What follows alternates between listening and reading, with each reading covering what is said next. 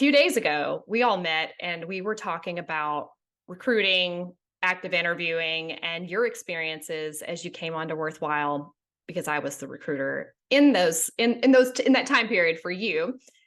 Justin, I was a little somewhat in that for you because I was still getting onboarded myself. And I was sharing with you guys when you came on, you started with, was it a GitHub? Was it a GitHub challenge? They call it a demo of art. Demo of But yeah, art, but it was like on a GitHub GitHub. challenge. Yeah, GitLab probably. Yes, GitLab. And that's what I was introduced to when I first came on here. And then we were trying to streamline because when we are actively recruiting, we get so many candidates that come down and want to go through our process that we just couldn't give that opportunity to everybody. So we switched over to another assessment tool, and I shared that with you guys the other day, and you both were like, "Oh, I hate these." And I had you take a look at it. And this is the thing about being a student and learning from the people around you, is that I actually talked to the front end developers about the front end assessment that we are giving to candidates. And Justin, specifically, you were talking about it not feeling human to you. Can you talk a little bit more about Yeah. how that experience is between what you went through and what that type of codility thing is, or other experiences that you've had when it comes to the assessments? Yeah, it feels impersonal. I get why a company would do it. I've seen many companies do it. But it just feels like, now it's this time thing. I can't show my creativity. And chances are there's hundreds of people that are giving this, and they're just going based on what this machine is telling them, right? So it just feels impersonal, like I'm not connecting with a human. Josh, have you had those experiences as well? Yeah, for sure. Like pretty much every code test I've taken for getting a job has been one of those, Codility or something like it. But when I was interviewing here, they were like, all right, here's a design, mock up a web page. I was really excited because like, oh, they want to see like what I can do, not if I can write some functions that you're not going to use because they're so specific to the problem. Yeah, so I was really excited to see that when I came here. Like they want to see how I think and what I can do, not just write an algorithm. So it's more personal. So when it comes to candidates, because we have some open positions right now, not necessarily on the engineering front directly, but we will in the future. And so when it comes to people who are actively seeking jobs right now, I've had some conversations with candidates on LinkedIn, and it is brutal. It's awful. And Justin, I heard you mention before also about how people can spend so many hours in somebody's interview process, and it can become extremely defeating from a recruiting standpoint. And you guys who have been through that process and seen the different elements, what kind of feedback or advice do you have for people who are actively recruiting, like the actual recruiters who are out there that might be listening in today, of how they can better attempt to get candidates through their pipeline? We clearly need to see that you can do somewhat of what we need you to do depending on the project when you come on. We can't just always bring on fresh juniors and mentor them. We may have an active project going on and we need to jump right into it. So I'd really like to hear from you guys in regards to feedback for recruiters of what you think would be helpful for candidates. I would say just try to give the candidate the benefit of the doubt. I know most recruiters will. They're trying to connect with them. They know that maybe they don't know what kind of state the candidate is. Maybe they've just been rejected from like 20 jobs, right? Like, so that could be obviously affect the candidate. And so I would just say be understanding, right? You don't know what state this person is in right now, right? Like they could be in a great mood. They might have just had like a few letdowns, right? I think what I try to remember when we're going through this process is those are humans. We're talking to humans. These are not just numbers. They're not roles that just need to be filled. They're people. And I think you both went through the experience. And so bring me in on your world a little bit, because when you came on, we didn't have the codility assessment that's a little more rigid and just like straight to the point. From a recruiting standpoint, it speeds up the process for us. So when we're trying to move people through the process pretty quickly, it speeds it up for us. But from that other project, the demo of art that you all worked on, if I remember correctly, you would do it on your own, and then you would meet with our hiring manager and they would ask questions, and you could even show them in real time something. I'm stumbling around a little bit because I can't quite remember what we were doing there, but is that what you guys went through? I feel like when I did it, I cloned it down, built it on my own, talked about the requirements, but then I just submitted it, and I feel like the engineering manager at the time just pulled it down and reviewed it, like ran it locally. Yeah, I don't think I talked to him again until like the final part of the interview. Justin, did you have that same experience? Yeah, the thing that I remember about the demo of R is that there's just a lot of flexibility. You can go, like, you can work a little bit on some, like a back end task, right? Because they give you like an open API spec, which is essentially a description of how the back end is, so that the front end can connect to it. So you can actually build a little bit of the back end, then you can build the front end. You can go as far as you want, right?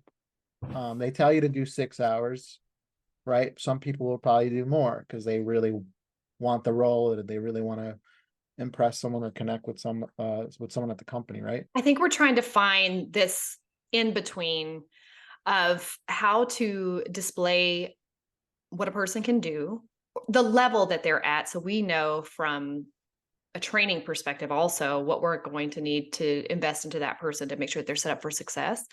And also just not draining the life out of them and making them do an assessment and then they don't get a return on that. I think the positive of that is that they're staying in practice of this. So, I think from my perspective, if you have to do multiple assessments, it's part of it, and it's keeping you in practice as you're doing those assessments. But for us at Worthwhile, we want to make sure that people are having a different experience, that, we can still get what we need and what we need to see out of it, but that we're leaving some life in the person.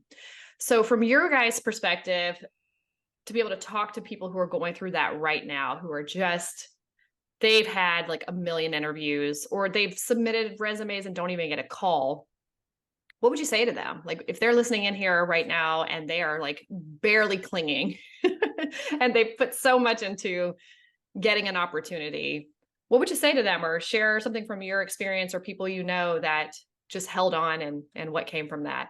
Maybe right now it feels like nothing's working out. Like, you're throwing everything you can, and nothing's working out. But remember, all you need is one company to say yes, and everything will change. You gotta be hopeful and stay positive. I guess I kind of got the same thing as Justin. Like, it was really annoying to me when I was going through that time. People would be like, "You only need the one yes," but it's true.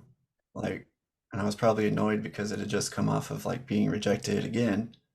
But yeah, you only need the one, and just don't give up. Because if you give up, then you've wasted all this time you've put in so far. And that seems so simple sometimes.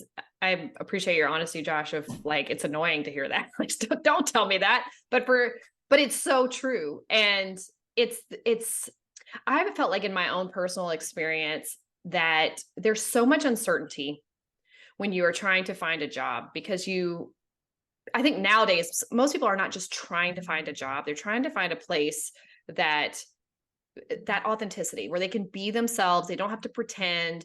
There's flexibility. I think the world completely changed after we all went through 2020. Josh, like you said in a previous episode about it sets you free. And I think for me as well, it set me free. It really opened my mind to how much time I miss with my kids. I was going physically into an office my whole career, and that we could work from anywhere. We could work from anywhere and live a really great life and still do really great work. It didn't have to be one or the other. And then we got into this big, great resignation era. And I was telling you guys the other day about the Great Compromise. Justin, I could not find that article. I guess I didn't engage with it, but it was on LinkedIn. But it's talking about how we went from the big, great resignation to everybody coming back into the office, and everybody being, they couldn't be remote anymore. And now we're in an era of the Great Compromise, which is flexibility. So for candidates who are trying to find something like that, they're not looking to go back into an office, because that's not the way the world is anymore. And because you can work remote, there's so many more opportunities, but there's so many more candidates in the pool. My advice would be same as these guys, which is it only takes one. Keep showing up. People who resonate with you will see you, they will want you. From my perspective, it's the hardest thing when we're recruiting and knowing that we've chosen somebody, but we've got to do our due diligence. Sometimes I just want to message them and go, hey, you got it. I'll tell you the rest later. But I know some things could change, and I don't want to pull somebody around emotionally. But that's why we try to move quickly through our process. We don't want to leave people hanging. We've got an open position out there right now. I'm communicating with those candidates, letting them know the hiring manager is out this week, because there's a pause. That pause is so long when you are waiting and wondering. And realistically, financially, are you going to be able to afford your life? Is your livelihood maybe gone at this point if you don't get a job soon? So that's a very realistic thing that's happening. You've got the financial stresses and the uncertainty around where am I going to work and what am I going to do. And it's like when you get that offer, it's like this deep sigh and I don't know if you guys are like this, but even when I get an offer, I'm still like, it ain't over till it's over. Like until I start on my first day, yeah. They're going to do my background check, and all of a sudden something that I don't even know is on there. It's like, I just get paranoid. But I'm also the person that if I get pulled over, I immediately think that like I'm going to go to jail for something that's been planted in my car. Just walk around paranoid. So yeah, you guys listening in, I would just say, just hang in there, keep going. You will land a job. Think about anybody that you know or yourself, and you've been out of work before, or they've been out of work before. If they are making the effort, they always get a job.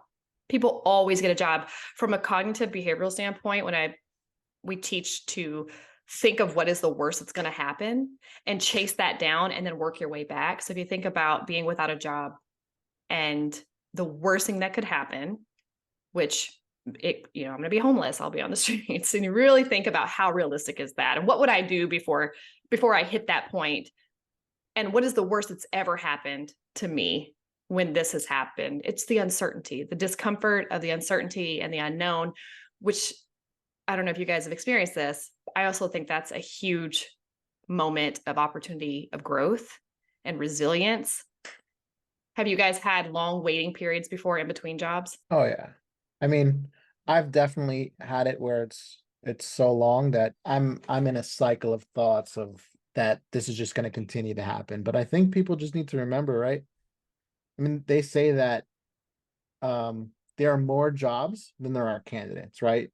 So if that's true, you just have to, it's all about having a positive mindset and just, maybe it will take 6 months sometimes, right? Maybe it will take a year, but you just have to stay positive. And I know that's annoying to say that, right? But I think it's true. And sometimes people Something just need can to be be annoying reminded. and true. Yes. We're going to quote that one. That's what this one's going to be called. Annoying and true. And sometimes it's just the reminder that we need, that we have all been through hard times together. Josh, before we wrap up, have you gone through long waiting periods as well? And how'd you keep yourself motivated? Yeah, I've gone through some long waiting periods that, came back maybe with a rejection. I mean, it's tough to say positive. The only thing I could really do to take my mind off the waiting was like try and improve my skills more. And I know that's hard to do when you've got like, these thoughts looming in your mind about being homeless, but I don't know, you're improving and trying to take your mind off this long waiting period. And it's something you can control if you're trying to keep your skills up, and improving your skills. You can have this sense of control when everything else in your life feels completely out of control. But people go through hard times. I think a really great piece of advice that my husband gave me when I was writing my first book was have the book ready so when the opportunity comes, you don't have to go write the book. And long story short, I kept getting so defeated on, if I don't know what the next step is, why am I continuing this? And he would say, just focus on writing the book. Don't worry about all the other what ifs. Write the book. And when the opportunity comes, you'll have the book ready.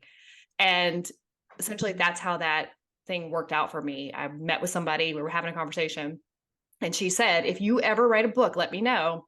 And I want to introduce you to a publisher that can help you because you would write a great book. And I was like, I have a book. Take it out of your bag. Here you go.